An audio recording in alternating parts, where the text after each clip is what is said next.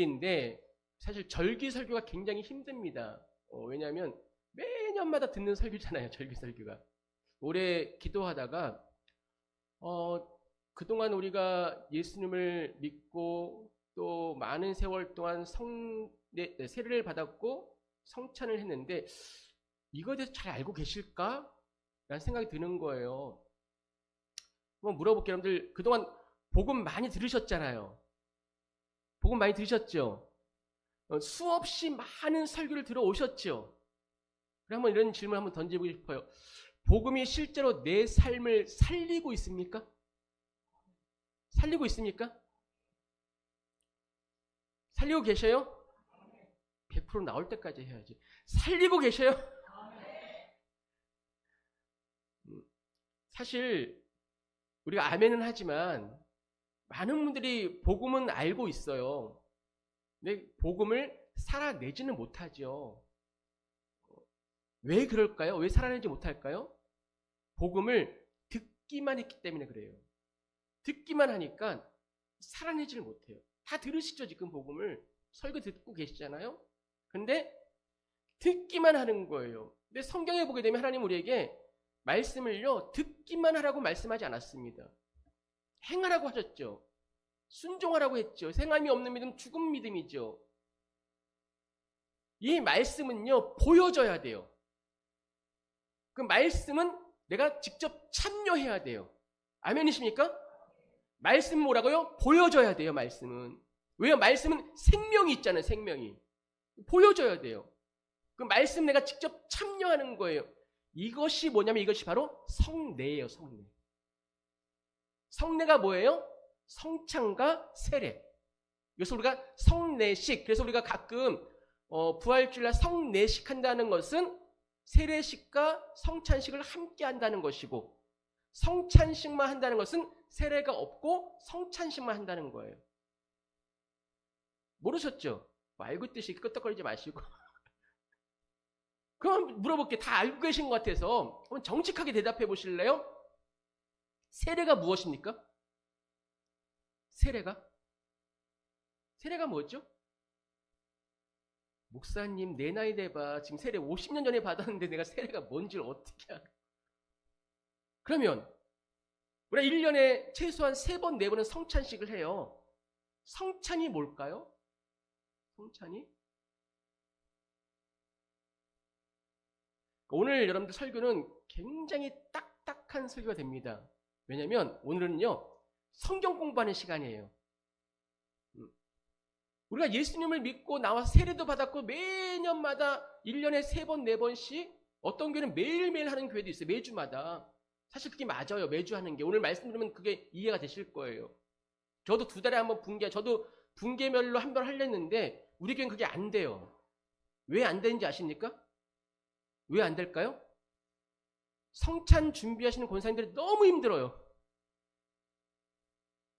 제 마음 같아서 그냥 간단하게 하세요 그러고 싶은데 저분들은 지금 여러분들 성찬기 보시면 반짝반짝 빛나는 게 밤새 닦으시는 거예요.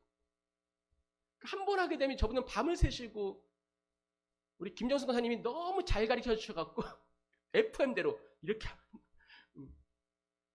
또 그렇게 배워왔기 때문에 또 그래서 제가 최소한 그래도 3번은 해야겠다. 그래서 송구영신 예배 때, 부활주일 때, 추수함 사주일 중간에 한 번 정도 더 이렇게 4번은 제가 지금 그래도 하려고 해요. 그래서 오늘 여러분들 좀 딱딱하더라도 꼭 알아야 될 내용이기 때문에 우리가 신앙생활 하면서요 빠지기 쉬운 가장 위험한 것이 뭔지 아십니까? 위험한 것 이거예요. 아는 것 같은데 사실은 잘 몰라요. 그렇지 않습니까? 그러니까 세례가 뭐죠? 왠지 알 것 같은데 물어보면 몰라. 성찬이 뭐예요? 매번 하니까 알 것 같은데 사실은 잘 몰라. 잘 모르면서 그냥 안다고 해요. 우리가. 이게 가장 위험한 거예요. 알지도 못하면서 아는 척하는 거. 그래서 세례는 받았지만 세례의 의미가 무엇인지 모른 채 지금까지 살아왔고요. 성찬에 수없이 우리가 참여했지만 그 은혜를 우리가 경험하지 못한 채 매번 지나간단 말이에요. 왜냐하면 이 복음을 설명으로만 듣고 이해하려고만 해서 그래요. 여러분들 이해는 하지만 뭐가 없기 때문에 그런 거예요? 생명으로 이 말씀을 받아들이지 않거든요. 읽어볼까요? 시작. 복음은 뭐라고요? 복음은 뭐라고요? 제가 복음은 생명이다 말씀하신대요. 복음은 믿으십니까? 복음은 생명이에요, 생명. 그래서 이 복음은요, 그냥 듣고 끝나는 정보를 주는 게 아니에요. 내 안에 들어와서 나를 살리는 능력이 있습니다. 왜요? 생명이니까. 그래서 오늘 이 시간 단순히 이 말씀을 이해하려고만 하지 마시고요. 정말 설명으로 듣고 끝내지 마셔요. 이 말씀을 생명으로 받으시기 바랍니다. 믿음으로 받으시기 바랍니다. 그렇게 성령께서 이 자리에서 역사하셔서 복음이 여러분 안에서 다시 살아 움직이게 하는 이 은혜가 여러분 모두에게 임하기를 주님의 이름으로 이제 축원합니다. 자, 교리적인 이야기인데요. 하나님께서 우리에게 은혜를 베푸시는 방편이 있어요. 무엇을 통해서 우리에게 은혜를 주시냐면 두 가지입니다. 크게. 하나는 뭐냐면 말씀이고 하나는 성례입니다. 하나는 뭐라고요? 말씀. 하나는 성례. 이것이 하나님께서 우리에게 주시는 은혜의 방편이에요. 방편이라는 건 좀 말이 어렵지만 방법이에요. 우리에게 어떻게 은혜를 주시냐면 말씀을 통해서, 또 하나는 성례를 통해서 은혜를 주시는 거예요. 하나님께서는 말씀을 통해서 우리를 하나님의 자녀로 부르셨고 그리스도의 형상을 따라 살아가도록 만드시죠. 주일마다 우리가 말씀을 듣고 내 영혼이 새롭게 깨어나고, 말씀을 통해서 우리의 신앙이 점점 자라나고, 이 말씀을 통해서 내 삶이 변화가 되잖아요. 이게 은혜잖아요, 은혜. 그리고 우리가 이렇게 매주 말씀을 듣고 또 그 말씀을 매주일마다 매일매일마다 묵상하면서 살아갑니다. 그리고 중요한 것 중에 가장 큰 은혜는 뭐냐면 말씀을 듣고 이 말씀이 내 안에만 머무르고 있지 않아요. 왜요? 생명이기 때문에. 하나님께서 이 땅에 예수님으로 오셔서 하나님 나라의 복음을 우리에게 증거했듯이 말씀은 생명이기 때문에 말씀을 듣게 되면 우리가 말씀을 증거하는 자로밖에 살 수밖에 없어요. 이게 은혜라는 거예요. 그러니까 말씀을 우리가 증거하는 것도 뭐예요? 은혜예요, 은혜. 이렇게 말씀의 복음을 증거하도록 나아가도록 만드는 것이 하나님의 은혜다. 자, 말씀이 그렇고요. 두 번째는 우리에게 주신 은혜가 있어요. 뭐냐면 성례예요, 성례. 그렇다면 성례가 무엇이냐? 이 질문이 굉장히 중요합니다. 앞서 이야기했듯이, 왜냐하면 우리가 지금 무엇을 하고 있는지 모르면, 오늘도 성찬 예식을 할 건데 이것이 무엇인지 모르면 결국 형식만 남게 되잖아요. 그리고 뭐가 없어요? 은혜가 없어져요. 은혜가 사라져요. 그래서 이 성례는요, 느낌이 아니라 성경과 교리에서 정확히 알고 계셔야 돼요. 성경적으로, 교리적으로 어떻게 설명하고 있는가. 다 알고 계신 말씀이겠지만, 그래서 오늘 좀 차근차근 한번 말씀을 나눠볼게요. 먼저 성례는 사람이 만든 것이 아닙니다. 누가 만드신 거예요? 예수님이 만드신 겁니다. 성례는 누가 만들었다고요? 예수님이 만드신 거예요. 보실래요? 마태복음을 보게 되면 예수님이 이렇게 말씀하시죠. 그러므로 너희는 가서 모든 민족을 제자로 삼아 아버지와 아들과 성령의 이름으로 세례를 베풀래요. 세례를 베풀래요. 누가 제정하신 거예요? 예수님이 제정하신 거예요. 고린도전서 11장 24절에 보게 되면 이것은 너희를 위하는 내 몸이니 이것을 행하여 나를 기념하라. 누가 말씀하신 거예요? 예수님이 말씀하신 거예요. 그러니 세례도 주님의 명령이고 성찬도 주님의 명령이에요. 세례와 성찬을 함께 묶어서 성례라고 하는 것도 그래서 누구의 명령이에요? 주님의 명령이다. 누가 만드셨어요? 예수님이 만드신 거예요. 자, 기독교에는 두 가지 성례가 있다고 얘기했어요. 성례는 뭐가 있다고요? 세례와 성찬. 어리버리 하시면 안 돼요, 오늘요. 정확히 알고 가셔야 돼요. 성례는 뭐가 있다고? 두 가지? 세례와 성찬. 두 가지가 있어요. 이것을 먼저 교리적으로 설명드린다면 우리 기독교 개신교는요, 웨스트민스터 신앙 고백서를 채택하고 있거든요. 여기에 보게 되면 이렇게 나와. 27장 1항에 보게 되면 성례는 그리스도께서 제정하신 것이다. 누가 제정했다고요? 그리스도께서, 예수님이 제정하신 거예요. 그리고 거룩한 표와 인으로서 은혜의 언약을 나타내고 인치며 적용하는 것이다 라고 이야기해요. 자, 성례는 하나님이 직접 제정하신 거예요. 그리고 성례는 눈에 보이는 거룩한 표가 된다는 거예요.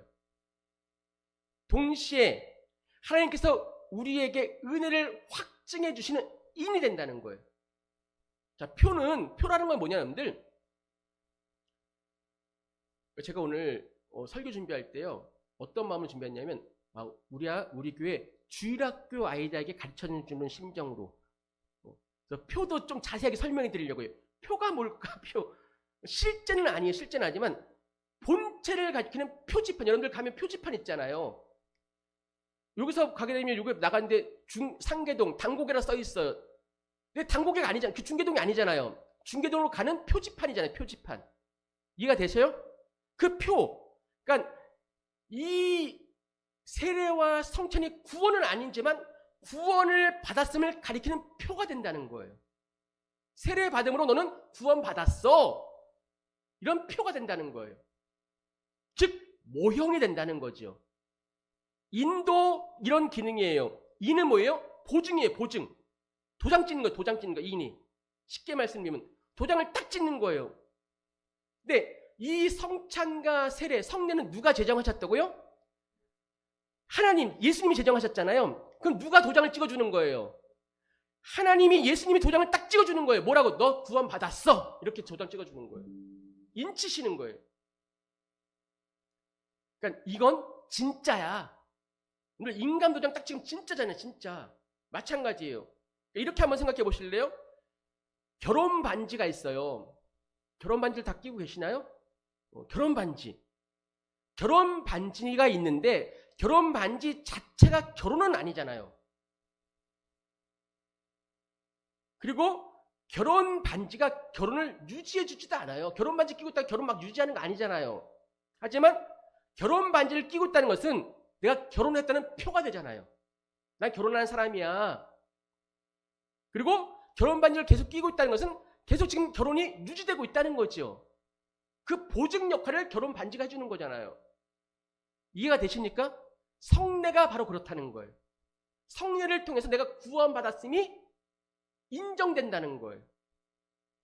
구원받은 진짜 사람이라고 하나님께서 도장을 딱 찍어주시겠다는 거예요. 표가 된다. 그래서입니다, 여러분들. 참된 교회는 말씀과 성례가 있는 교회예요. 이단들은 여러분들 성찬식 안 합니다. 성례가 없어요. 말씀만 가르쳐요. 요즘 또 이걸 알아갖고 또 하는 곳도 있더라고요. 우리 이단 아닌 척 하려고 또. 참된 교회는 말씀과 성례가 있는 교회다. 하나님은 복음을 들려주시지만 않았어요. 뭐였어요? 보여줬어요. 무엇을 통해서? 세례와 성찬을 통해서 보여주시는 거. 이것이 말씀이다. 이것이 구원의 표야. 그러면 이 보이는 복음의 첫 번째가 뭐라고요? 세례입니다. 세례. 다시 한번 질문 드려볼게요. 마음속으로 한번 대답해 보세요. 세례가 무엇입니까? 세례가 무엇입니까? 세례 다 받으셨죠? 여기 보니까 거의 다 받으셨어요? 입교하신 분도 다 포함되는 거니까요. 중개교회 성도님들은 몇몇 분 빼고는 다 세례 받으셨어요. 근데 정말 세례가 무엇인지 알고 계십니까? 혹시 너무 오래되어서 잊고 있지는 않습니까? 성경은 단순히 세례를 의식이라고 얘기하지 않아요. 로마서 말씀 보실래요? 오늘 말씀인데 한번 읽어볼게요. 시작.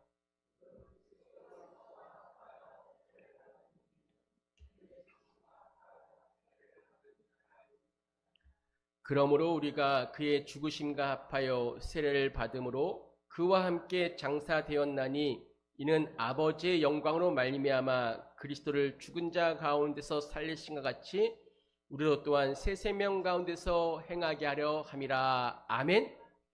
정확하게 세례에 대해 설명하고 있는데요. 성경에서 세례를 한 단어로 설명한다면 연합입니다. 연합. 저는 이 연합을 굉장히 좋아해요. 그래서 필리핀 지금 목사님들도 연합한다고 해서 제일 먼저 선교비 보내드리잖아요.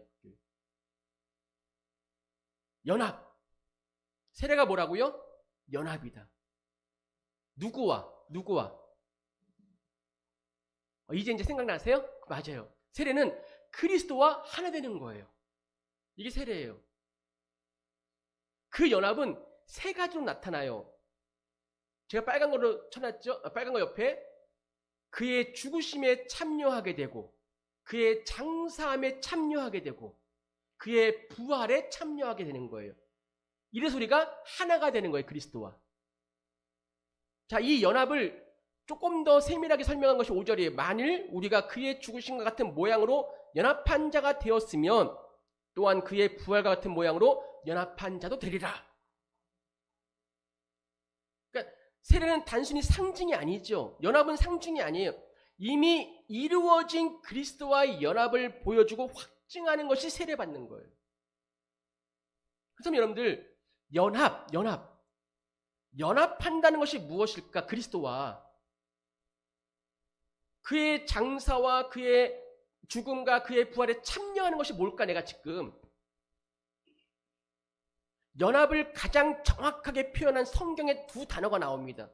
동사인데요. 이것입니다. 벗다와 입다라는 겁니다. 벗다와 입다. 따라볼게요. 벗고 입고 벗고 입고. 이상한 생각하지 안 돼요? 이상한 생각하지 마시고 다시 한번 벗고 입고.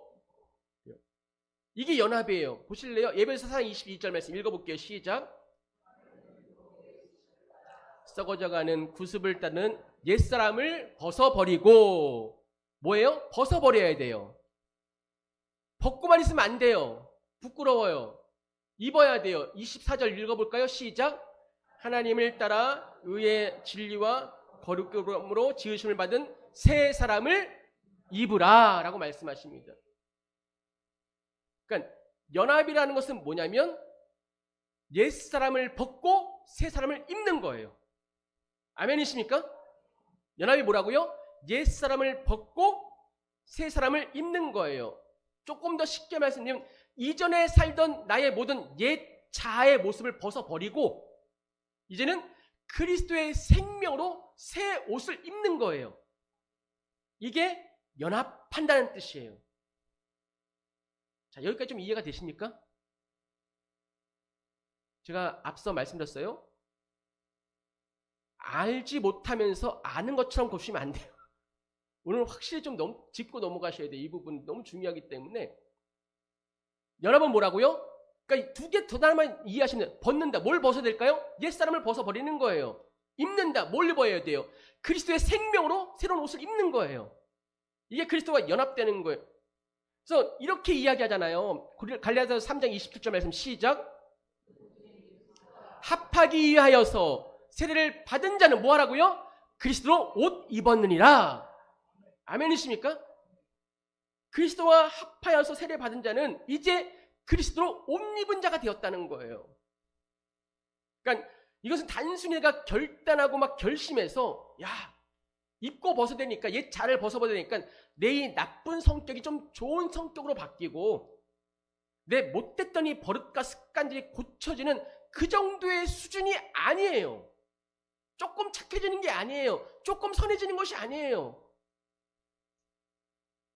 그리스도의 생명으로 완전히 다른 존재가 되는 거예요. 그게 세례예요.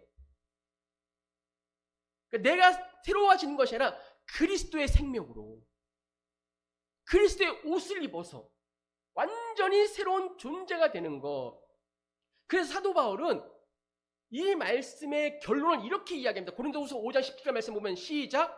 누구든지 그리스도 안에 있으면 새로운 피조물이라. 이전 것은 지나갔으니 보라 새 것이 되었도다. 아멘.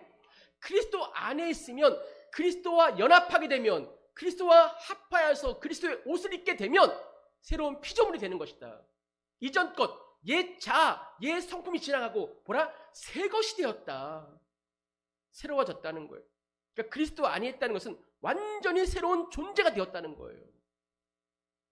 이것이 바로 옛사람을 벗고 새 사람을 입는다는 그 의미입니다. 자, 그렇다면 조금 더 들어가서 그렇다면 옛사람을 벗어버리고 새 사람을 입는다는 것이 구체적으로 무엇일까? 구체적으로 벗고 입는 것이 무엇일까?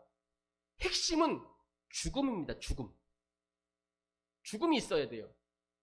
그냥 벗고 그냥 입을 수 없어요. 뭐가 있어야 돼요? 죽음. 표정이 너무 안 좋은데? 종려주일날 뭐가 있어야 된다고요? 죽음. 그러니까 죽음. 새 사람 되는 건 우리는 너무 좋은데 그 과정은 안 거치려고 그래요. 새 사람, 그리스도의 새 옷을 입으려면 뭐가 있어야 된다고요? 죽음이 있어야 된다. 죽음. 읽어볼게요. 시작. 우리가 알거니와 우리의 옛사람이 예수와 함께 십자가에 못 박힌 것은 죄의 몸이 죽어 다시는 우리가 죄에게 종노하지 아니하려 함이라. 아멘. 핵심이 뭐예요? 그리스도와 함께 우리 죄가 죽은 몸이 되었다는 거예요. 죽어야 된다는 거예요. 세례는 그리스도와 함께 죽는 사건입니다. 아멘이십니까? 죽는 사건이에요. 그래서 그리스도와 함께 죽었더니 어떤 일이 일어났냐면 잘 들으셔야 돼요. 그리스도와 함께 죄의 몸이 죽었어요. 그랬더니 어떻게 해요? 다시는 우리가 죄에게 종노하지 않게 되었다는 거예요. 그리스도와 함께 죽었더니 어떤 일이 일어났냐면 죄의 권세가 깨져버렸어요. 이전에는 죄가 나를 지배했어요. 이제는 죄가 나를 끌고 갔어요. 나는 죄의 종이었어요. 그러나 이제는 달라요. 그리스도와 함께 죽었기 때문에 다시는 죄의 종노릇하지 않게 되었다는 거예요. 그러니까 이거예요. 여러분들, 죄가 완전히 사라진 것은 아니에요. 오해하시면 안 돼요. 우리 죄 짓고 살잖아요. 더 이상 예전처럼 죄에 끌려다니는 존재가 안 됐다는 거예요. 자, 기도를 하지 않는 것이 죄예요, 죄가 아니에요? 기도하지 않는 것 죄예요, 죄가 아니에요? 분명해요? 기도하지 않는 것 죄예요? 맞아요? 정확합니까? 아까 광고 들었어요. 우리가 오늘부터 고난주간 기도회 합니다. 마음속에 어떤 마음이 드셨어요? 제가 들어와요, 안 들어와요?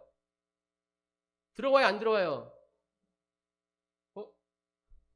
많이 들어왔나 보다? 묻는 거 보니까. 들어와요, 안 들어와요? 들어와요. 아이, 뭐. 매번 똑같은 거 아니야? 뭐. 집에서 하면 되지, 뭐. 나 있는 곳에 하면 되지, 뭐. 합리화가 돼야 안 돼요? 제가 막 들어와요. 근데 더 이상 우리는 다 세례 받으셨잖아요. 이제 그 죄의 종로, 그 죄에게 안 끌려간다는 거예요. 그 들어오지요, 마음에. 이번 주에 할 일 많고, 나 바쁘고, 힘들고, 어려운 거 많은데, 먹고 살기 바쁜데, 들어오지요. 근데 더 이상 거기 끌려가지 않는 거예요. 아니야. 이번 내 고난주간에는 내 기도에 참석해서 기도할 거야. 멈출 거야. 한 명 아멘 하시네, 한 명. 이게 끊는 거예요. 죄를. 죄가 없는 게 아니죠. 다 똑같은 마음이죠. 여러분들, 저도 미치겠어요, 지금. 안 하고 싶어서. 기도에. 제가 들어오지요, 막 20살 부르뜨고 막 코 부르뜨고 막 지금 준비하는데 미치죠, 막. 신경 예민해지고 막 환장하죠. 제가 들어오죠. 그래서 제가 오늘 오후 예배도 막 제가 사모님한테 그랬어요. 오늘 오후 예배 기도회가 잘 돼야지만 이분들 그 맛을 알고 내일부터 다 나올 텐데 참 큰일 났다. 제가 들어온다면 근데 더 이상 그 죄에 안 끌려가는 거예요. 죄가 나를 지배하던 삶이 끝나는 거예요. 죄야 떠나가라. 죄가 없는 게 아니에요. 들어와요. 더 이상 근데 그 죄가 나의 주인이 아닌 거예요. 이것이 바로 다시는 죄에게 종노릇하지 않는다는 그런 뜻이에요. 여러분들, 세례는 조금 나아진 거 아니에요. 조금 착해지는 거 아니에요. 세례 받았더니 나 조금 착해졌어? 좀 선해? 이런 뜻이 아니에요. 지배가 바뀌어버리는 거예요. 죄가 주인이었던 삶에서 예수 그리스도가 주인 되는 사건, 완전히 바뀌는 사건이 세례받는 거예요. 옛사람의 삶이 끝나고 그래서 새로운 삶이 시작되는 거죠. 이번 고난주간 기도가 그랬으면 좋겠어요. 우리 모두에게 새로운 삶이 허락되기를 간절히 축복합니다. 죄의 사슬을 끊으시기 바랍니다. 기도하지 못하게 만드는 그 모든 방해들을 끊으시기 바랍니다. 그러면 또 한 가지 궁금한 게 있어요. 여러분들은 궁금하지 않겠지만 중고등부제가 가르칠 때 설교 준비하면서 그런 생각이 들었어요. 저에게 전사님 세례 받는데 근데 왜 물로 세례를 받아요? 그래요. 충분히 있을 수 있는 질문이죠. 여러분 알고 계십니까? 왜 물로 세례를 베풀까요? 우리 장로교는 머리에다 베풀지만 침례교는 풍덩 빠졌다 나오잖아요. 막 목욕탕 같은 데 들어가서. 왜 물로 세례를 베풀 것일까? 성경적인 거 이것도. 읽어볼게요. 시작. 준비하는 동안 하나님이 오래 참고 기다리실 때에 복종하지 아니하던 자들이라. 방주에서 물로 말미암아 구원을 얻은 자가 몇몇 분이니 겨우 8명이라. 물은 예수 그리스도께서 부활하심으로 말미암아 이제 너희를 구원하는 표니 곧 세례라. 이는 육체의 더러운 것을 제하여 버림이 아니요 하나님을 향한 선한 양심의 간군이라. 아멘. 자, 베드로 사도가 기록한 내용인데 이 베드로 사도는 세례를 무엇으로 설명하고 있냐면 물로 설명하고 있어요. 그러나 이 물 자체가 우리를 구원하는 것은 아닙니다. 오해하시면 안 돼요. 그래서 이 물 자체 이것 때문에 이단들이 물 뿌리면서 구원받다 막 하잖아요. 막 이거 먹으면 구원받는 거야, 살아나는 거야. 아닙니다. 물이 구원을 주는 힘이 있는 거 아니에요. 오해하시면 안 돼요. 물은 우리를 구원하는 것이 아니에요. 근데 물은 예수 그리스도께서 부활하시는 말미암아 이제 너희를 구원하는 표가 되었다는 거예요. 표. 아까 표에 대해서 우리가 말씀 나누었죠. 구원받은 표가 되었다. 그것이 곧 세례다라고 말씀하고 있는 거예요. 밑에서 세 번째 줄에 있잖아요. 그러니까 물은 구원을 가리키는 뭐가 되는 거예요? 표가 되는 거예요. 이정표가 되는 거예요. 그러면 그 물은 정확히 어떤 물을 지금 베드로 사도가 이야기하고 있냐면 노아 홍수를 이야기하고 있어요. 노아 홍수의 물이에요. 여러분들 노아 시대의 그 물은 어떠한 물이었나요? 심판의 물이었어요. 이 땅의 모든 세상을 다 싹 쓸어 버렸잖아요. 심판의 물로. 그러니까 그 물이 하나님이 그토록 한탄하시던 온 세상을 덮고 있던 모든 죄악들을 다 쓸어버렸습니다. 그런데 그 와중에 하나님께서 살리신 사람이 있었대요. 노아와 그의 가족 8명을 살려주셨대요. 자, 그렇다면 여기서 한번 질문 한번 드려볼게요. 자, 노아와 그의 가족들은 궁극적으로 무엇으로부터 건짐받은 것일까요? 무엇으로부터 살아남을 받은 것일까요? 물론 1차적으로는 홍수에서부터 살아남을 받았잖아요. 하지만 궁극적으로는 온 세상을 가득 메웠던 그 죄악으로부터 하나님께서 뭐 하신 거예요? 건져 주신 거예요. 이게 세례예요. 온 세상의 죄악으로부터 건짐 받았던, 그러니까 이 세상의 모든 죄악을 덮고 쓸어버린 그 심판의 물이 같은 물인데 방주를 타고 있던 노아는 목숨을 건진, 오히려 이제 죄에서부터 건짐 받았기 때문에 죄로부터 완전히 분리하게 만든 구원의 물이 되었다는 거예요. 그 물이 없었다면, 심판의 물이 없었다면 죄악으로부터 분리가 안 됐겠죠. 노아가. 근데 그 죄를 다 쓸어버린 말미암아 이 노아가 죄에서부터 완전히 분리하게 되었다는 거예요. 그래서 이 물은 심판의 물이자 동시에 구원의 물이 된 겁니다. 이것이 바로 세례를 보여주는 그림이에요. 세례의 물은 나를, 이 물 자체가 구원시켜주는 것이 아니에요. 나의 죄를 씻는 물이 아니에요. 무엇을 보여주는 물입니까? 이 물은 그래서 예수 그리스도의 죽음과 부활을 보여주는 표가 된다는 거예요.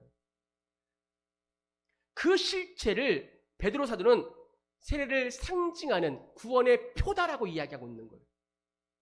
그러니까 예수님의 죽음은 죄에 대한 심판이었잖아요. 그리고 예수님의 부활은 새로운 생명의 시작이 되었습니다. 그래서 세례는 그 물이 나를 구원하는 것이 아니라 그리스도의 부활, 죽음과 부활이 나를 구원한다는 것을 보여주는 사건이 바로 노아 홍수의 사건이라는 거예요.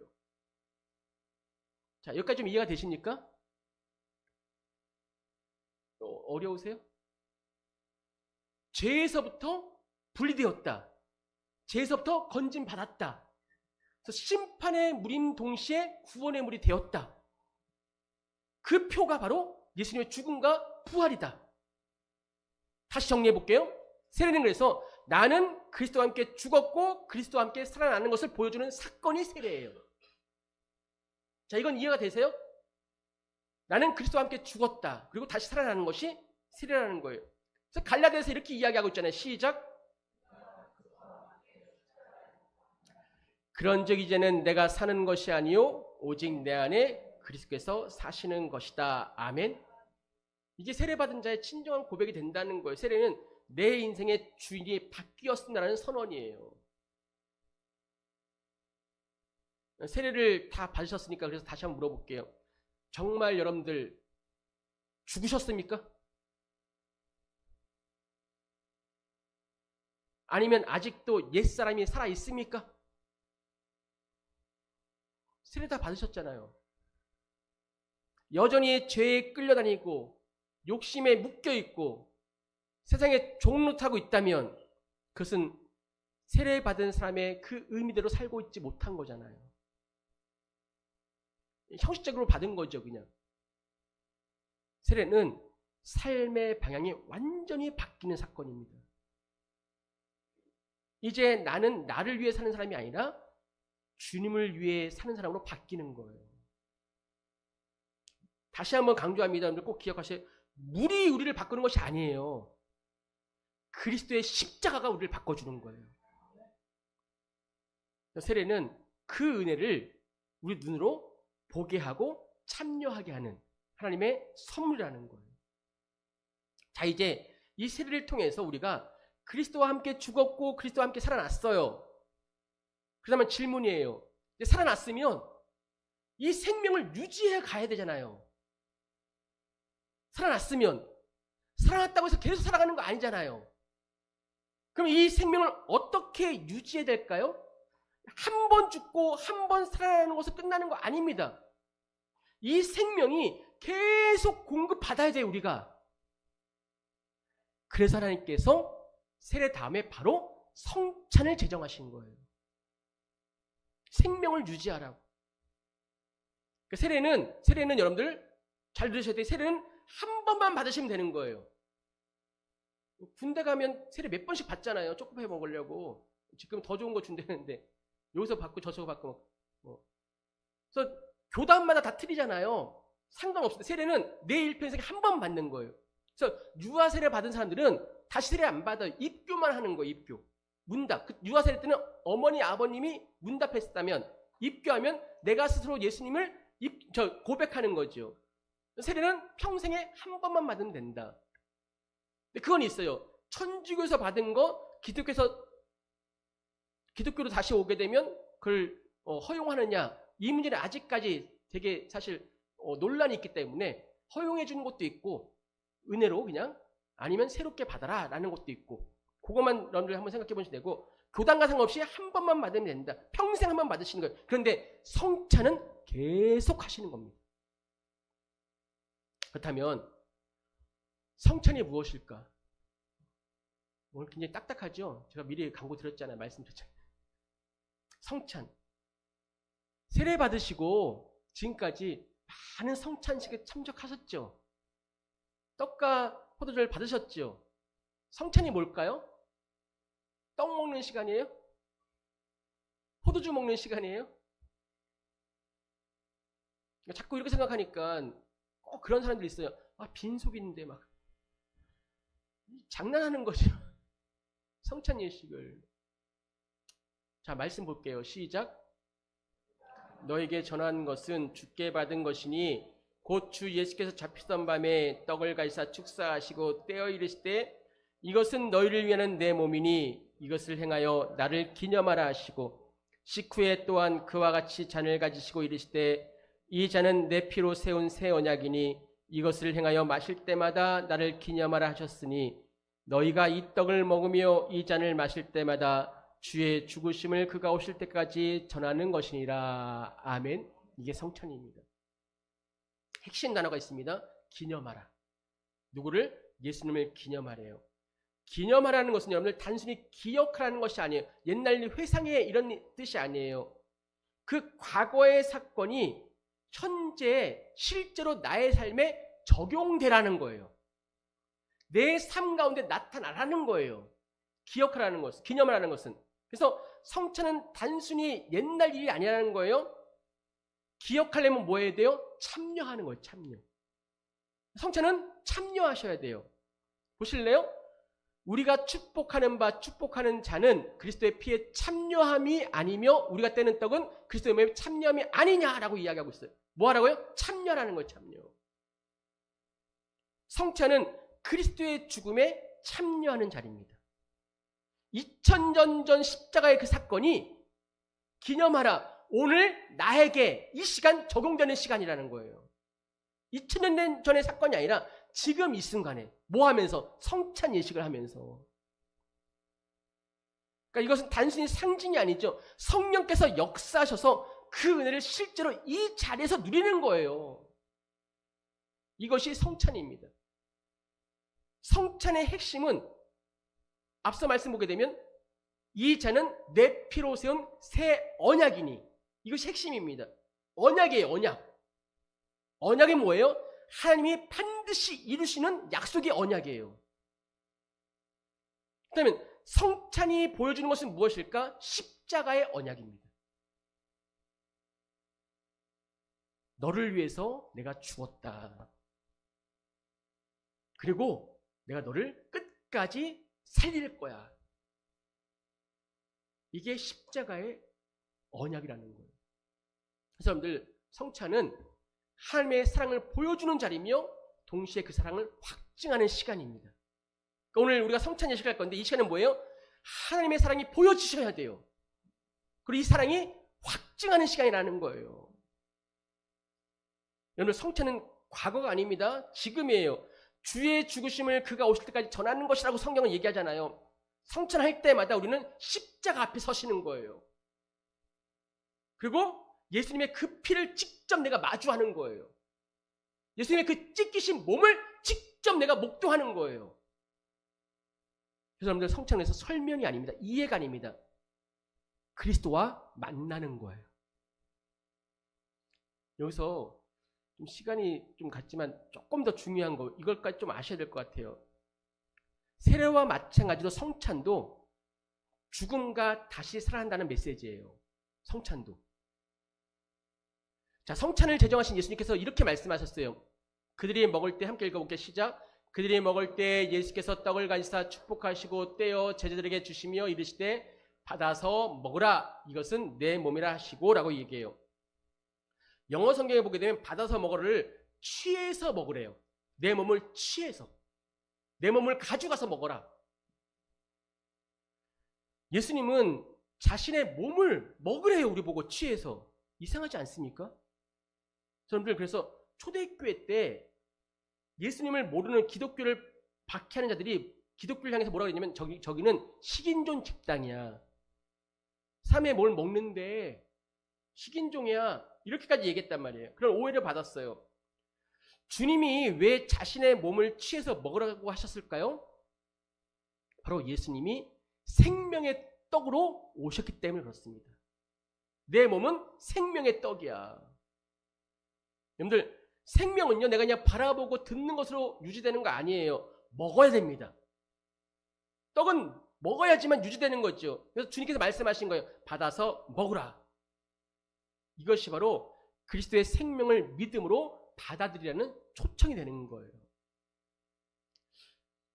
성찬에 참여하는 우리가 주님의 몸을 떼어먹는 이유는 그래야만 우리는 영원한 생명을 얻을 수 있기 때문에 그렇습니다. 여러분들 성경은요 다 창세기부터 요한계시록까지 연결된 거 알고 계시죠? 놀라운 이 말씀에 연결고리가 있어요. 먹는 사건, 예수님이 우리에게 받아 먹으래요. 먹는 사건이잖아요. 먹는 사건, 여러분들 성경에서 어디에 처음 나오죠? 어디에 처음 나와요? 선악과. 읽어볼게요. 시작. 여자가 그 나무를 본즉 먹은즉도 하고 보한즉도 하고 지혜롭게 할 만큼 탐스럽기로 한 나무인지라. 여자가 그 열매를 따먹고 자기와 함께 있는 남편을 주매 그도 먹은지라. 먹는 사건, 인류의 타락은 먹는 사건으로 시작되었습니다. 즉 첫사람이었던 아담과 하와는 하나님께서 그것을 먹으면 정령 죽을 거라는 말씀을 어기고 그 선악과를 취해서 먹었어요. 그 결과 모든 인류는 저주를 받는 존재가 되어서 영적으로 다 죽었습니다. 그런데 놀라운 일이 벌어진 거예요. 마지막 아담으로 오신 예수님께서 다시 우리에게 말씀하시는 거예요. 받아서 먹어라 라고 말씀하시는 거예요. 놀랍지 않습니까? 자신의 생명을 취해서 먹게 하심으로 이제 우리에게 살 길을 열어주시겠다는 거예요. 첫 번째 창세기에 나오는 먹는 것은 죽음으로 들어가는 먹음이었고, 예수님이 나를 먹으라는 말씀은 생명으로 들어가는 먹음이라는 거예요. 아담 안에서 먹고 죽었던 우리가 그리스도 안에서 먹고 살아나는 것입니다. 바로 그 살 길을 우리가 경험하고 실제로 체험하는 이 자리가 성찬의 시간입니다. 여러분들, 성찬은 떡과 잔 자체가 생명을 주는 것이 아니라, 오해하시면 안 돼요. 항상 성령께서 이 시간에 역사하셔서 그리스도의 생명을 받고 실제로 누리게 하는 자리가 성찬의 시간이라는 거예요. 우리는 아담의 후손이기 때문에 욕망을 따라 먹고 죽었던 사람이에요. 먹는 문제 때문에. 근데 이제는 그리스도를 받아 먹음으로 다시 살아나는 사람이 되었다는 거예요. 그 세례에서 시작된 이 생명이 성찬을 통해서 계속 공급해 주는 거예요. 이제 여러분들, 성찬은 의식이 아니고 생명임을 기억하시기 바랍니다. 그러니 이 시간 옛사람의 살던 방식을 다 내려놓으시고 그리스도를 믿음으로 받으시기 바랍니다. 그 생명이 여러분 안에 살아 움직이기를 주님의 이름 안에 축원합니다. 말씀을 맺죠. 세례와 성찬, 단순한 예식이 아닙니다. 하나님이 우리에게 주신 은혜의 자리입니다. 그런데 그 은혜는 그냥 받기만 하는 은혜가 아닙니다. 성찬을 받았다면 그 은혜를 통하여서 내 삶이 바뀌는 은혜입니다. 그러면 더 이상 여러분들, 우리는 두 주인을 섬길 수가 없습니다. 성찬 예식을 참여하면서 두 주인을 섬길 수가 없습니다. 하나님을 믿으면서 동시에 세상을 붙들고 사는 것은 신앙이 아닙니다. 생각해 보세요. 이미 벗어버린 그 더러운 옷을, 이라사님, 이태원사님이 오늘 저녁에 오셔서 오늘 하루 종일 일하는 옷을 빨래통에 던져버린 거예요. 내일 아침에 그걸 또 입네? 그거 두고 보시겠어요? 그래, 한 번은 되겠어. 그날 또 입네? 세탁소에 이런 거를, 빨지도 않은 거를, 그 더러운 걸 또 입네? 두고 보시겠어요? 근데 우리는 왜 자꾸 세탁기에 넣은 옷을 자꾸 왜 입으세요? 벗어 던졌으면 입지 말아야죠. 이제 옛날 옷 제발 벗어 입지 마시고요. 주워 입지 마시고요. 우리는 이미 그리스도의 새 옷을 입은 사람들입니다. 그러나 이 시간 주님을 분명히 선택하세요. 이제는 주님을 위해 살겠습니다. 예수님은 나의 구원자일 뿐 아니라 내 삶의 주인 되십니다. 사랑하는 중개교회 성도 여러분들, 우리는 옛사람으로 돌아갈 수 없는 사람들입니다. 믿으십니까? 우리 옛사람 돌아갈 수 없습니다. 근데 왜 자꾸 내가 돌아가려고 해요? 우리는 이미 죽었습니다. 그리고 이미 살아난 사람이 되었습니다. 그렇다면 이제는 그 생명으로 살아가시기 바랍니다. 이제 오늘 성찬의 자리로 나갈 텐데 지금까지 했던 것처럼 형식적으로 나가지 마시고요. 습관으로 나가지 마시고 믿음으로 나가시기 바랍니다. 십자가를 붙드시기 바랍니다. 성찬하는 시간 내내 주님, 나는 죽었습니다. 이제는 주님이 살려주십니다. 다시 살아납니다. 옛 모습을 벗어버렸습니다. 옛 옷을 벗고 그리스도로 말미암아 새 생명을 입었습니다. 이 심정으로 성찬 예식에 참여하여서 이 종려주일 우리의 죽어있는 모든 심령이 살아나고 회복되는 놀라운 역사가 있기를 주님의 이름으로 축원합니다. 다시 이 시간 눈을 감으시고 장로님 나오셔서 성찬식 준비해 주시기 바랍니다.